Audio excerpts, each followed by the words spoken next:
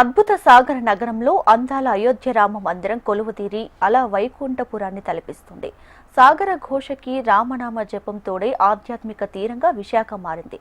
విశాఖ బీచ్లో నిర్మితమవుతున్న అయోధ్య రామ మందిరం నుంచి మరింత సమాచారం మా ప్రతినిధి అనురాధ అందిస్తారు. అందాల విశాఖ సాగర్ తీరంలో అద్భుతమైన కట్టడం మరి గరుడ రామ మందిరం రూపుదిద్దుకుంటూ ఉంది. ఇక్కడ భక్తి సాగరంలో ప్రజలందరికీ కూడా ఈ రామ మందిరం దర్శనమిచ్చేందుకు ఇక్కడ అద్భుతంగా ఈ రామ మందిరాన్ని తీర్చిదిద్దుతూ ఉన్నారు. ప్రస్తుతం నాతో ఆ టీం అంతా కూడా ఉన్నారు. మరి విశాఖపట్నంలో ఈ రామ మందిరం ప్రజల్ని ఎలా అలరించబోతుంది, అయోధ్య రాముడు విశాఖ సాగర్ తీరానికి వస్తే ఇక్కడ ప్రజలు ఎలా ఫీల్ అవుతారు ఒకసారి మాట్లాడదాం. సార్, ఈ రోజు ఇక్కడ చూసుకుంటే గనక ఒక అద్భుతమైన కట్టడం పూర్తి పర్యావరణ హితంగా ఒక భక్తి సాగరాన్ని విశాఖపట్నానికి విశాఖ సాగర్ తీరంతో పోటీ పడేలాగా తీసుకొస్తుంది. ఈ కట్టడాన్ని చూస్తుంటేనే అయోధ్య రాముడు అలా వైకుంఠపురం ఇక్కడికి వచ్చేసిందా అనిపిస్తుంది. ఏంటి సార్? ఏదైతే అయోధ్యలో ఉన్నటువంటి భవ్య రామ మందిరం విశాఖపట్నం, అదేవిధంగా ఉత్తరాంధ్రలో ఉన్నటువంటి ప్రజలందరికీ కూడా అందుబాటులోకి రావాలి, అందరూ కూడా చూడాలి. ఎందుకంటే అయోధ్య మనకు చాలా దూరం విశాఖపట్నానికి.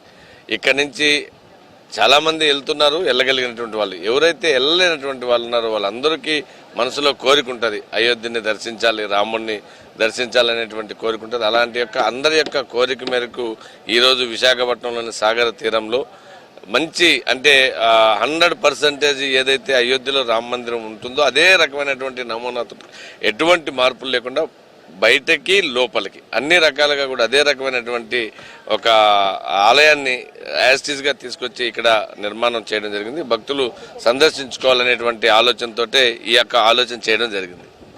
ఇక్కడ చూస్తే గనక ఈ రామ మందిరం నిజంగానే అసలు ఒక అద్భుతమైన కట్టడంగా చెప్పొచ్చు. ఎందుకనంటే అయోధ్య రాముణ్ణి దర్శించుకోలేని వాళ్ళంతా కూడా ఇక్కడికి వచ్చి ఈ విశాఖ సాగర్ తీరంలో ఉన్న ఈ గరుడ అయోధ్య రామ మందిరాన్ని దర్శించుకునేందుకు ఏర్పాట్లు అయితే మాత్రం చేస్తున్నారు. దాదాపుగా 5 ఇంజనీర్స్, అలాగే ఒక 15 మంది ఆర్కిటెక్చర్స్, 350 మంది సిబ్బందితో ఈ అద్భుతమైన అయోధ్య మందిరం ఇక్కడ సిద్ధమవుతూ ఉంది సాగర్ తీరంలో. దీనికి సంబంధించి అసలు ఈ మందిరం యొక్క రూపకర్త, అలాగే ఈ ప్రజలందరికీ అంటే విశాఖతో పాటు ఉత్తరాంధ్ర ప్రజలందరికీ కూడా ఈ మందిరాన్ని మరి దర్శించుకునేలాగా చేయడానికి ఇక్కడ ఏర్పాటు చేసిన ఈ నిర్వాహకులైతే దుర్గా ప్రసాద్ గారు ప్రస్తుతం నాతో ఉన్నారు. సరే, ఏంటి సార్, ఏం చెప్పాలనుకుంటున్నారు? జై శ్రీరామ్, నిజంగానే రామనామం ఇక్కడ స్మరిస్తూ ఉన్నట్లుగా అనిపిస్తూ ఉంది ఇదంతా కూడా చూస్తుంటే. ఏంటి సార్, ఏం చెప్పాలనుకుంటున్నారు? ఏముందండి, మన తెలుగుడిగా పుట్టినందుకు తెలుగు ప్రజలందరికీ ఈ రామ మందిరాన్ని మన విశాఖ తీరంలో ప్రదర్శనకి పెట్టడం నేను నా అదృష్టంగా భావిస్తున్నానండి. దానికి మీరందరూ సహకరించాలని, ప్రతి ఒక్కరి నోటంటే రామనామం జపం వినిపించే విధంగా ఉండాలని నేను మనస్ఫూర్తిగా కోరుకుంటున్నాను. సరే, అంటే ఇంత అద్భుతమైన ఆర్కిటెక్చర్తో పూర్తిగా పర్యావరణ హితంగా ఈ మందిరాన్ని మీరు రూపకల్పన చేస్తూ ఉన్నారు. అంటే ఏంటి సార్, ఈ మందిరం యొక్క థీమ్ ఏంటి? ఎలా దీన్ని డిజైన్ చేస్తున్నారు? ఎన్ని రోజులకి ఇది ప్రజల సందర్శనకు అందుబాటులోకి వస్తుంది? ఇది మనం ప్రయాగ్రాజ్లో ఆల్రెడీ ప్రదర్శన జరిగిందండి. మన రామ మందిరాన్ని ప్రయాగ్రాజ్లో చేసిన తర్వాత ఇక్కడికి మన మార్చి 27వ తారీఖున తీసుకుని వచ్చామండి. మార్చి 27వ తారీఖు నుంచి కూడా మేము ఏప్రిల్ 1న స్టార్ట్ చేసామండి. ముహూర్తం భూమి పూజ ఏప్రిల్ 1వ తేదీన జరిగింది. అప్పటి నుంచి పనులు జరుగుతుండగా యథావిధిగా జరుగుతూ ఉన్నాయండి. కాకపోతే ఏంటంటే అక్కడికి ప్రయాగ్రాజ్కి ఇక్కడికి కొద్దిగా మార్పులు చేశానండి కొద్దిగా. ఎందుకంటే ఈ సముద్రపు గాలులు కానీ, ఈ వాతావరణ దృష్ట్యా ఈ అన్ని రకాలు కానీ కొద్దిగా ఇబ్బంది లేకుండా వాతావరణానికి తగ్గట్టుగా ఇక్కడ వాతావరణానికి తగ్గట్టుగా ఉండాలని దానికి తగ్గట్టుగా నేను కొన్ని మార్పులు చేయడం జరిగిందండి. ప్రయాగరాజ్లో జరిగిన రామ మందిరం ప్రదర్శన కంటే కూడా ఇక్కడ చాలా అద్భుతంగా అవుట్పుట్ వచ్చిందండి.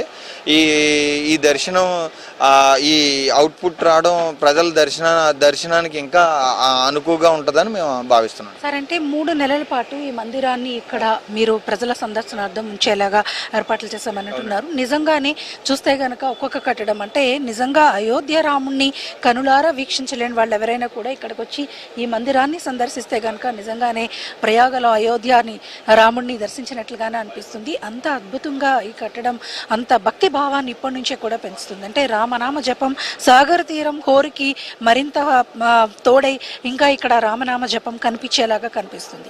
సో 3 నెలల పాటు ప్రజల సందర్శనార్థం ఉంటారు. అసలు ముఖ్యంగా మీ థీమ్ ఏంటి, అంటే మీ యొక్క కాన్సెప్ట్ ఏంటి? మా కాన్సెప్ట్ ఏం లేదండి, రామనామం అనే సనాతన ధర్మం గురించి ముఖ్య ఉద్దేశం అయితే సనాతన ధర్మం అండి. సనాతన ధర్మం ఇంకా ఎక్కువగా నా వంతు సాయంగా నా వంతుగా ఉడత భక్తితో దోదం అవుతానని కోరిక.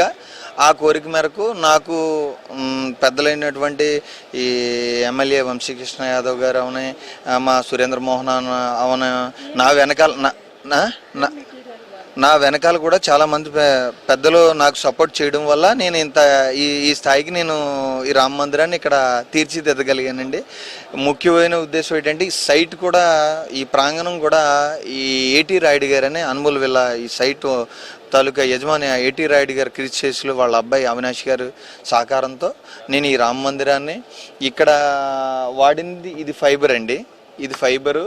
ఆ మీదదంతా కూడా వెదురు బొంగులు, ఆ మీద క్లాత్ వాడిందంతా కూడా చేనేత పట్టు తాలూకా వస్త్రాన్ని వాడానండి. ఇది కలర్ కూడా న్యాచురల్ కలరే వాడానండి. ఇది ప్రతిదీ కూడా చేతి అక్కడ చూస్తున్న మా పనిచేసే వర్కర్స్ అండి. వాళ్ళందరూ కూడా చదువుకున్న వ్యక్తులే. అందరూ కూడా రాంచీ, జార్ఖండ్, వెస్ట్ బెంగాల్ వాస్తవ్యులు అండి. వాళ్ళందరూ వర్క్ చేసేవాళ్ళు. వాళ్ళ సహకారంతో 15 మంది ఆర్కిటెక్చర్లతో, ఒక 5 ఇంజనీర్లతో అంతా కూడా చేతి పనితో జరిగిన కట్టడం అండి ఇది.